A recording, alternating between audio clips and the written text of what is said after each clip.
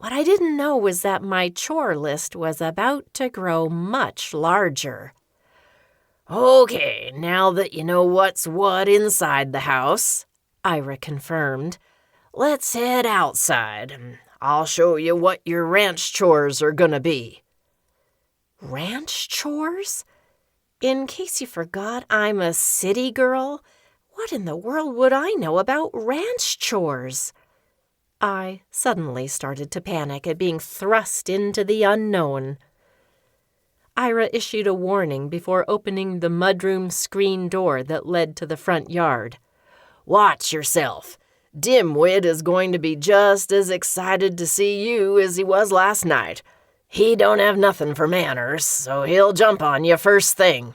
Even though we'd had a brief introduction the night before, I was a little leery of Dimwit. I wasn't used to being around dogs, as we didn't have pets of any kind at our apartment. Joe's family had a big yellow cat named Arthur. We were friendly enough with each other, but he was hardly ever around. Well, Ira was right. Dimwit picked right up from the night before. He started running in circles, always coming back and leaping at me with his front legs and paws extended. He wasn't a big dog, but he almost knocked me down with the force of his jump. Dimwit, get down, hollered Ira, grabbing his collar and jerking him back to the ground. Here, kneel in front of him and hold his collar tight. Talk to him, give him some pets, and he should settle down some. Dang silly old dog. Good boy. That's a good boy, Dimwit, I said soothingly, not really knowing what else to say to this energetic dog that I'd just met. But that approach seemed to work, as other than receiving another good face wash, he quit being so rambunctious. Why did you name him Dimwit?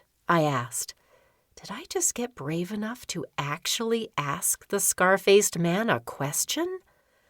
Well, I've always had good cow dogs on the ranch. Blue heelers, mostly. They're dang smart dogs, they are. But one day, a couple of years ago, old Dimwit here showed up on the porch step, Ira explained.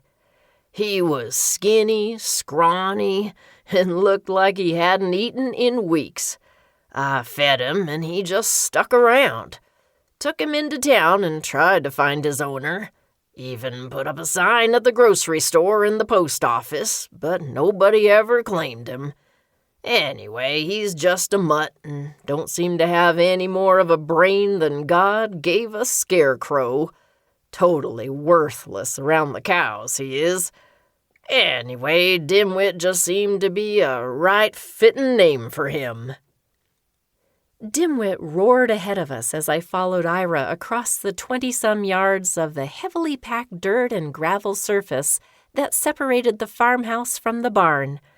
The barn was just like the pictures I had seen in books at school, painted red with big sliding doors trimmed in white. A set of corrals, neatly divided by panels and gates into smaller pens, was attached to the backside of the barn.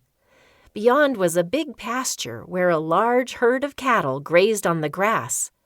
There must have been more than 100 of them. I noticed that most of the cows were red with white faces. The others were either pure black or black with white faces.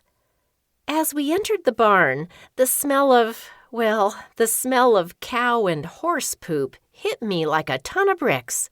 It was way stronger than what was wafting through my bedroom window earlier in the morning.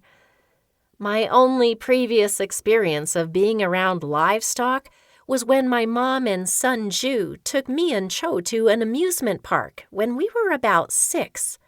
We thought we were real cowgirls when we rode ponies that plodded along slowly in a circle, but I also remember that neither of us liked the smell of pony poop.